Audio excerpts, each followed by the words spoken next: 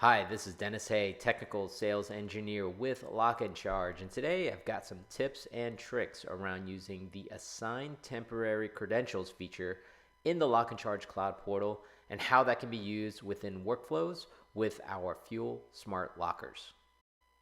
The Assign Temporary Credentials feature can be found by drilling down to the individual bay details. Click the button and a text window will appear that will allow you to enter in an RFID value or a PIN code. In this example, I'm going to set a temporary PIN of 1414. You'll see the bay LED transitions to a white state, letting you know that the bay is now reserved. Once that PIN code is used to open that bay, the credential gets cleared and transitions back to a green or unreserved state.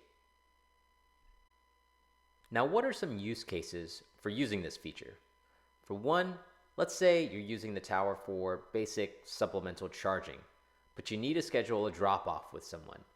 You can temporarily reserve a bay, provide the user with the PIN code, and once they retrieve it, the bay will revert back to its original workflow.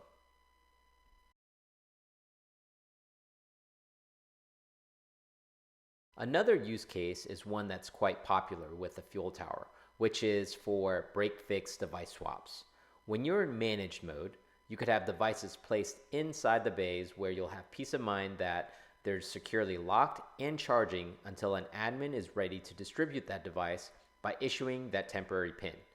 And when you utilize the Take Bay Offline When Access feature, this will alert an admin that the user dropped off their device and is ready to be picked up to be repaired.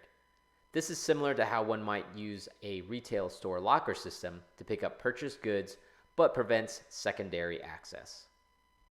Combine this feature with some custom API scripting and integrate with your ticketing workflow process, and you've got a powerful automation tool to help your tech team stay focused on important tasks and keep user downtime to a minimum. If you have any further questions, please drop us an email at support@LocknCharge.com or fill out the web form on the LocknCharge.com contact page, and we'll get back to you.